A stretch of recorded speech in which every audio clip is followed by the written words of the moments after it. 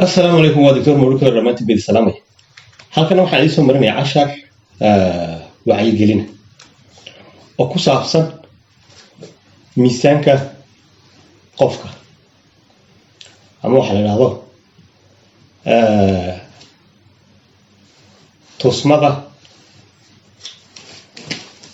tusmada cufka jirka body mass index oo asad ku xisaabin lahayd miyaad buuran tahay miyaad dhuuban tahay mise miisaankaagu waa kii caadiga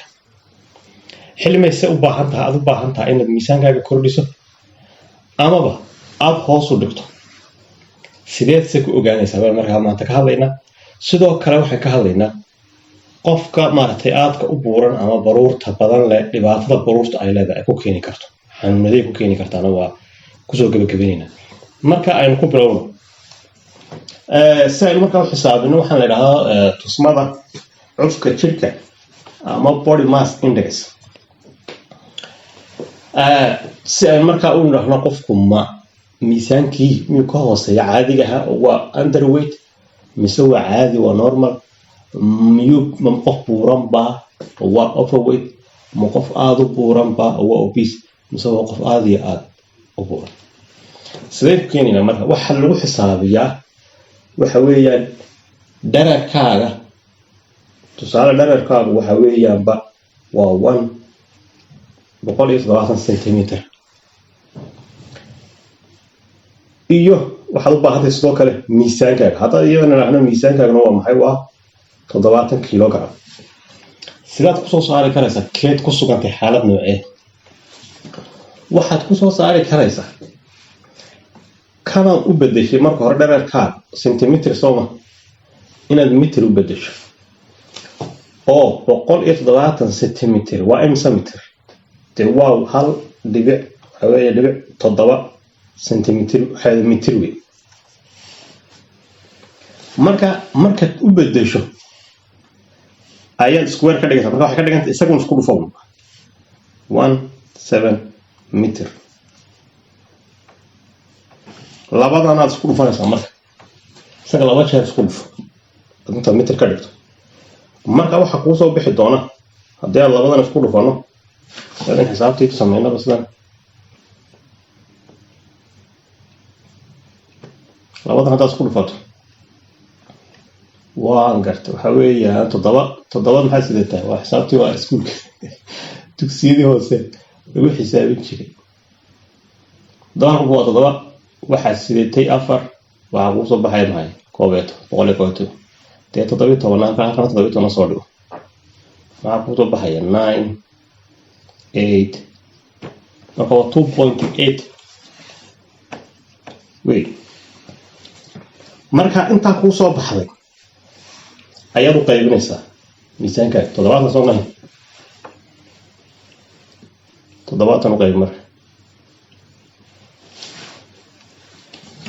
waxa kuu soo bixi doonta 24 tira ayaa kuu soo bixi doonta marka intaa u qaybso marka 24 xageed ku suganta dee waa normal weeyaan haddii aad intaa u qaybto 7 haddaad 2.8 u qaybso waxa kuu soo bixi doona 24 kaas saadaradeed 24 waxa ku sugantay waxa weeye waa halka u dambaysa ee qaybta caadiga ah marka wali caadi weey qofkaas u jira taasi oo qofkaas waa aragnay haddaba balayno qofka kaasoo kii caadiga ah marka waxa weeye saas ku xisaabinaysa waa sidaas aad ku soo saari karayso noocaad ku sugantay marka 18 wixii ka hooseeya 18.5 kaas wixii ka hooseeya watan waa calaamada hooseyn wixii ka hooseeya taasina waa ka sarreyn marka waa wixii ka hooseeya ayaa ah qof miisaankiisu u dhiman yahay oo aan ahayn kii caadiga ah oo u baahan yahay inuu heerkan soo gaarsiiyo laakiin haddii 18 ilaa 24 ama 25 intaa wixii u dhaxeeya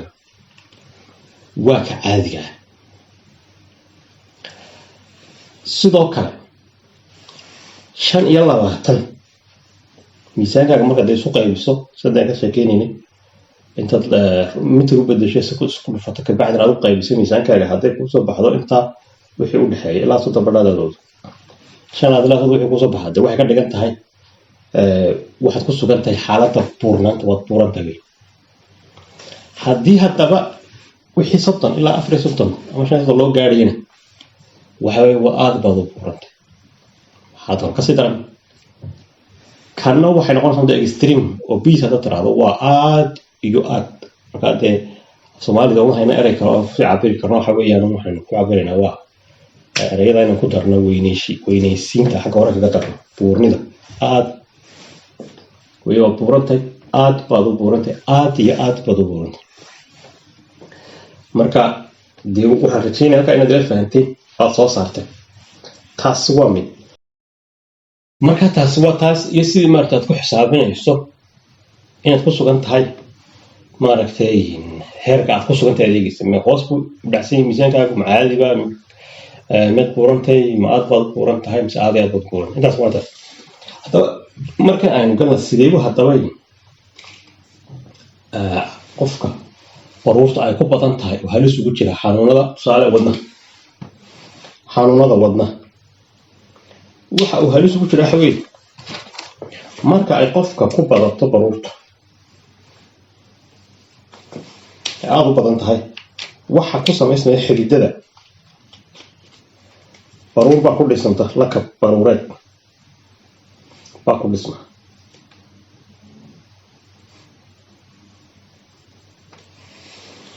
lakab baruureedkaasi wuu fidi karaa sidoo kale halkan weli maaragtay heerar kala duwan buu maraa atherosclerosis baa la yidhahdaa. marka wuu fidi karaa haddii haddaba uu sidaasoo kale noqdo amaba uuba dee u aagal oo dhan qabsado marka dambe oo intan oo dhan xidho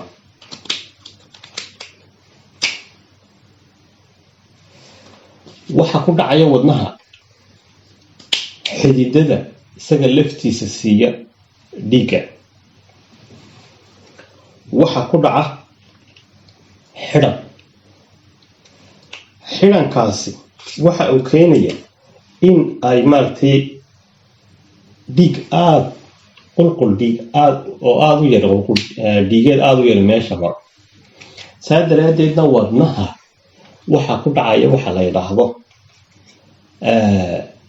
ischemic heart disease ka ku dhici kara qofkaas oo ischemiyadu waxa weeyaan waa qofka oo wadnuhu oxygen-ti u baahnaa helo wax ka yar weeyaan maadaama qulqul dhiigeedka tegaya uu aad u yaryahay. sidoo kale maaragtay dee heart waa wadni disease-na waa xawey waa xanuun. markaas taasaa ku iman karta dhibtaas ayaanu u keenaya xanuunadaas tusaale wadna qabadkoo kale waxaa la yidhahda maaragtay ama angina pectoris isaga xaaladana keenta oo qofka suu joogma mar keliya markuu gaar ahaan markuu soo socoo kale ayaa ay ku imanaysaa oo janjaro karo wadnuhu qabsanaykaas xanuunaysa laabtooda xanuunta. waxaa kale ku keenaya in maaragtay dee wadnaha lagaga soo boodo kale waxaa qofka hadhow wadnaha lagaga soo booday ama waxa weeyaan heart attack ama myocardial infarction luqadda caafimaadka ku keenaya. marka dhibaatadaas taasi waa dhanka xanuunada wadnaha. dhanka xanuunada kale ee maaragtay sidoo kale isla wadnaha iyo xididada la xidhiidhana waxaa ka mid a maxay inuu blood pressure-ka ama cadaadiska dhiigga kor u qaado uuna ku keeno qofka maxay dhiig kar buu ku keenaya. marka baruurtan haaday faraha badan leh ee xididadii xidhaysa taasina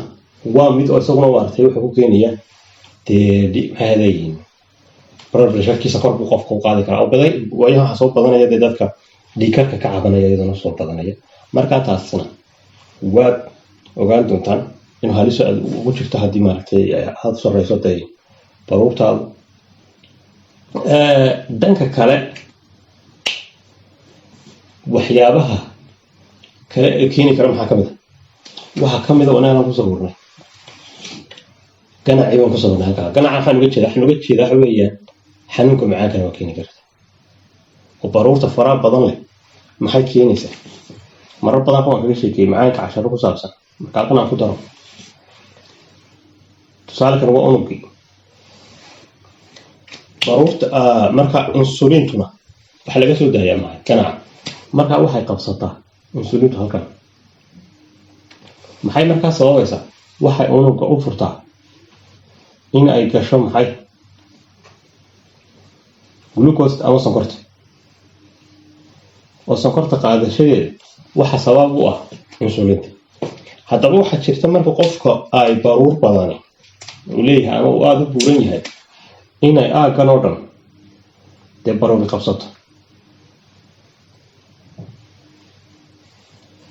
marka halkii ay insulinta ku fadhiisan lahayd dee baruur baa ka buuxay dabeetana waxay u keentaa waxa la yidhahdo qofka insulin resistance oo ka dhigan maxay waxa ay ka dhigan tahay caabiga insulinta marka insulintii timi qofkii maaragtay dhibaata kaga imanaysa in uu qaato sidaa dareedna unugyadii la furo maaragtay oo sana ku qaado sonkortii marka sonkortii jirka kor u kacaysa saasa macaanka loo yiraahdo marka nooca labaad weeyaan loo yiraahdaa waxa keenaysa waxa ka qayb qaadan karta baruurta fara badan ee qofka dad buuran macaanka nooca labaad bay keentaa oo ah insulin resistance ahna iska caabiga insulinta marka dhibaatooyinkaas oo dhan baa jira oo baruurtan maar qofka fara badan ay keeni karayso marka waxaan rajaynaynaa sidoo kale aan ku daray waxa jira tusaale halkan marka uu xidhanto soo ma arag waxa kale keeni karta baruurtan dhibaato kale keeni karto waxa keenaysa shalay qof soo weydiinay xanuunkaas oo ku dhacay xidhan kan xidhmay maaragta waxay keeni karaysaa inay jaranto qayb ka mid baruurtan maaragtay ku xidhantay halkan qaybtaas inay soo jaranto jaranka ay soo jarantay baruurtaasi waxa ay dhex raacaysaa maxay dhiig hadda waa inta doonta hal ay qaado marka tromb waxay soo go'ay dabeetana siday u socoto dhiigga raacaysa wadnahay tegaysaa wadnaha markay tagto waxay tegaysaa sanbabka way xidhi kartaa marka xididada sanbabka ee dhiigga tay qaadaya ay xidhaysa markaana waxaa loo yaqaanaa thromboembolism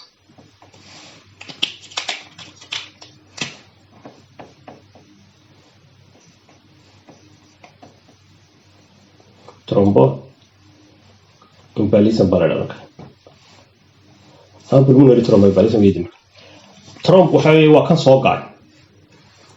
wax kasta oo intuu dhiigga soo raaco xidha xididada ina waxa la waa emboli buu noqonayaa marka thromboembolism sidoo kale marka wuxuu xidhi karayaa lugahaaga xididada yaryar ee mara ayaa xidhmaysa dabeetana qofku waxaa suurtagal inuu ku noqdo maaragtay lugtu maaragtay bararto lugta bararaysa marka sidoo kale waxay keeni kartaa infection ay keeni karaysaa qofku keeni karaysaa thromboembolism ku ama meel kasta hadday xidhanto markaas waa taas waxaan rajeynaya inaad wax ka faa'iideen casharkan isaga ah oo ah bulshada la sii wadaag si ay u ogaadaan miisaanka saxda ma yihiin miisaankoodii kii saxda ahaa mise maaha waxay u dhimeynaysa inay miisaan iska dhimaan oo inaga waxaan ugu dad iska jecel baa dumarka hoo badnaadaan inay miisaankooda kordhiyaan marka rag iyo dumar waa jiraan oo dad baa jira la yidhaahdo maaragtay dadka waala baa la yidhahda marka dadka waala marka waxa dadka waale oo qof baa ku arkaya maaragtay wuxuu ku oranaya allah markaad beriyaha ismaya alla soodigan dhuugta maxaa ku dhacay deeta qofkii baa isna maalmo intuu ka tagay saro balde waa kii sheegay hebele baa ama heblaayey